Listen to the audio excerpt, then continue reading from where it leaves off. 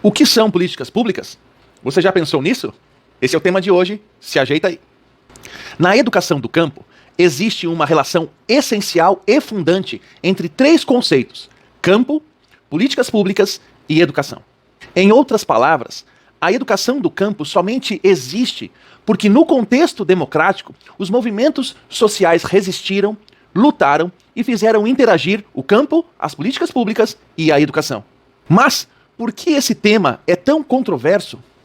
Qual o pano de fundo do debate sobre políticas públicas capaz de provocar tensões, conflitos e ambiguidades?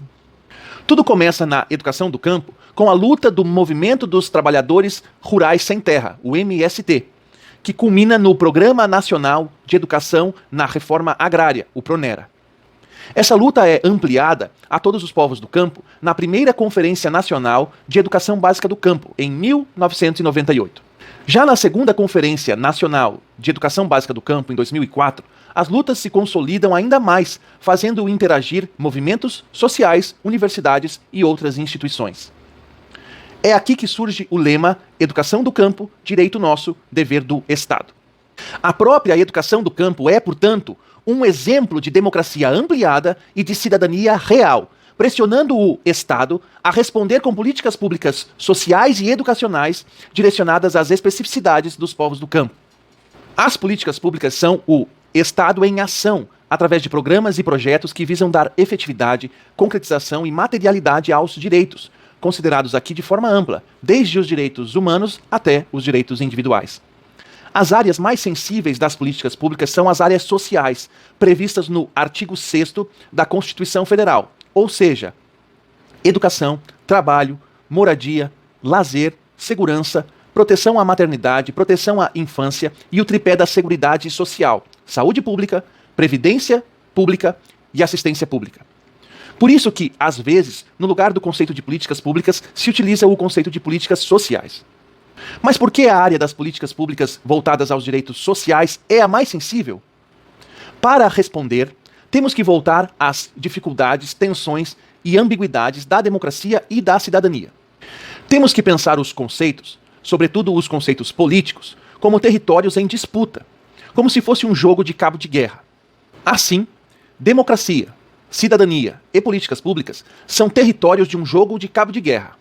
De um lado, temos o time que quer cada vez mais reduzir a presença do Estado na área social. De outro, temos o time que quer ampliar.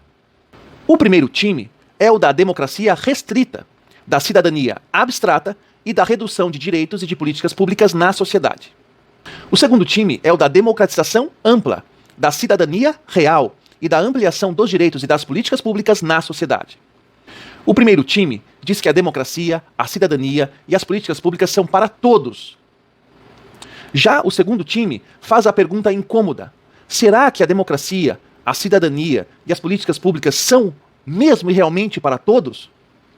Enquanto o primeiro time quer imobilizar a ação estatal, o segundo quer fazer o Estado agir na defesa, na promoção e na concretização dos direitos. A educação do campo é um exemplo da disputa nesse jogo territorial de cabo de guerra. De um lado, os conflitos do campo fazem com que os camponeses se organizem em movimentos sociais que demandam ações do Estado. De outro lado, nos espaços institucionais do Estado, há todo um imaginário de terror, de negação e de eliminação das demandas dos movimentos sociais do campo. Então, fica-se nesse conflito de afirmação e de negação da existência e dos direitos dos povos do campo, dentre eles o direito social à educação. Daí a importância da democracia ampla e da cidadania real na luta de reivindicação de direitos através das políticas públicas. Somente a democracia considera o conflito legal e legítimo, pois ele gera e abre a possibilidade de transformações e de mudanças.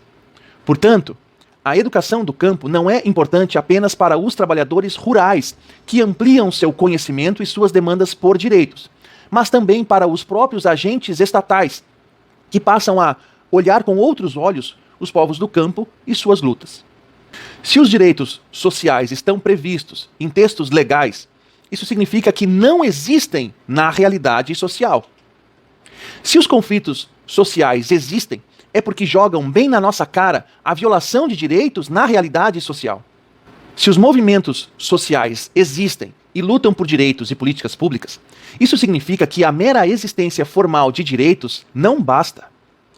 É necessário, portanto, unir a generalidade da lei com a intencionalidade e com a especificidade das políticas públicas, para que grupos excluídos da democracia e da cidadania possam ter sua existência e seus direitos reconhecidos.